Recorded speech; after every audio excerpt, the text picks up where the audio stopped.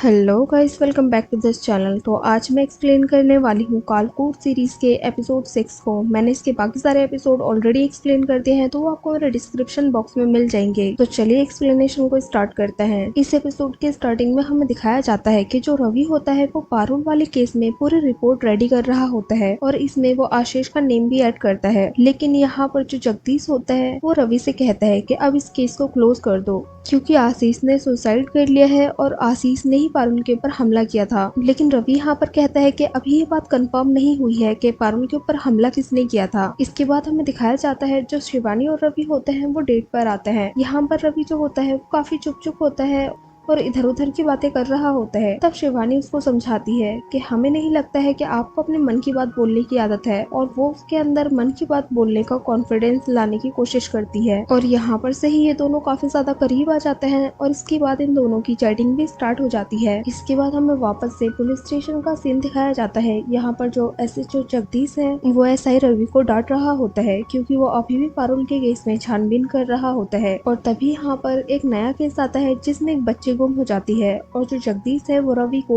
उस केस पर भेज देता है और लड़की को ढूंढने के लिए बोलता है। अब जो रवि और यादव जी होते हैं वो रिक्शा वाला के पास जाते हैं जिसने लड़की को स्कूल में छोड़ा होता है। अब जो रवि और यादव जी होते हैं वो रिक्शा वाला से पूछताछ कर ही रहे होते हैं कि तभी रवि के पास एक कॉल आता है, और यहाँ पर एक आदमी उसको बताता है कि हमने पारुल के ईमेल में एक अनयूजुअल एक्टिविटी नोटिस की है। तब जो रवि होता है वो यादव जी को अपने साथ लेकर पारुल से मिलने के लिए जाता है, और यहाँ पर आकर वो उससे कुछ क्वेश्चन पूछता है। पहले तो वो पूछता है कि तुम्हें पता है तुम्हारे ऊपर ऐसे टलने की कोशिश किसने की थी, लेकिन पारुल को नहीं पता होता। अब वो यहाँ पर उससे ये भी पूछता है कि तुमने आखिरी बार आशीष को क्या बोला था, क्योंकि उसने अपने सुसाइड नोट में लिखा है कि पारुल, मैंने आज तक तुम्हारी कोई भी बात नहीं मानी, लेकिन तुम्हारी आखिरी बात मान रहा हूँ। और वो उसको बताता है कि तुम्हारे ईमेल एड्रेस का पासवर्ड किस किस के पास है, क्योंकि उसमें अनयूजुअल एक्टिविटीज हो रही हैं। लेकिन पारुल को कुछ पता नहीं होता है। यहाँ पे पारुल रवि के पापा के द्वारा लिखी गई एक कविता उसको देती है, और पारुल की बहन रवि को बताती है कि इस कविता में ही छुपा हुआ है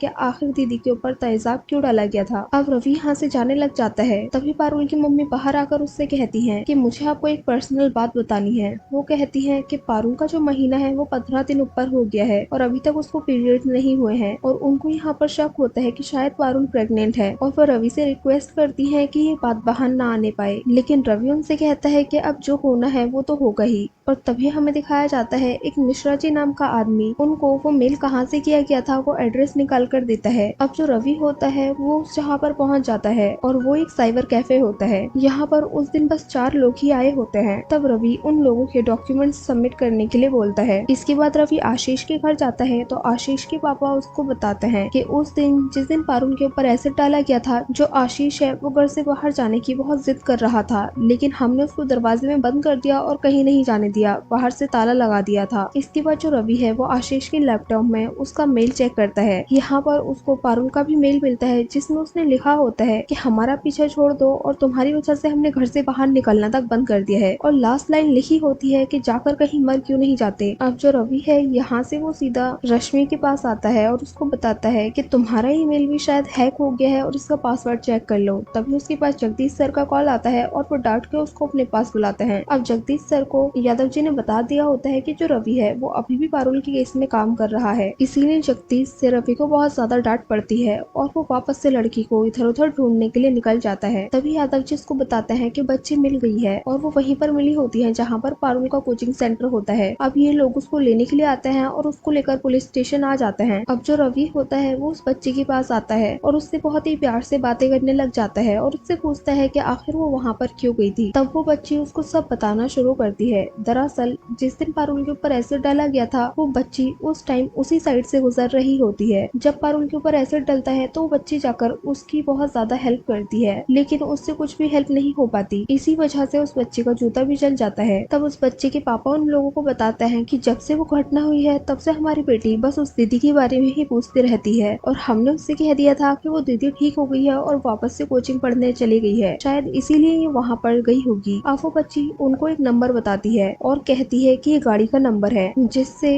वो लोग एसिड पैक कर गए थे। अब ये बात सुनने के बाद जो जगदीश होता है वो वापस से रवि को इस केस में लगने के लिए बोलता है। और इसके बाद हमें रवि के घर का सीन दिखाया जाता है। जो शिवानी होती है वो आज इनके घर में खाना बनाने के लिए आई होती है। अब जैसे ही रवि नमक को टेस्ट करने के लिए जाता है तभी शिवानी भी यहाँ पर खाने को टेस्ट करती है और उसको सडनली कुछ होने लग जाता है। अब वो रवि से कहती है कि मुझे घूमने मत देना और वो फर्श पर लेट जाती है। रवि उसको देखकर थोड़ा शॉक्ड हो जाता है, लेकिन तभी जो शिवानी होती है वो अजीब से पोस्चर में आ जाती है और उसको देखकर ऐसा लग रहा होता है जैसे शिवानी को दौरा पड़ रहा है। और यहीं पर ये एपिसोड एंड हो जाता है। सो गाइस हमें कमेंट करके जरूर बताना कि आपको ये एपिसोड कैसा लगा। अगर अच्छा लगा हो तो लाइक करें, शेयर करें और कमेंट करें और सब्सक्राइब करें इस चैनल को ऐसे ही मजेदार वीडियोस को देखने के लिए। और हाँ, बेल आइकन को दबाना ना भूलें। Thank you for watching guys.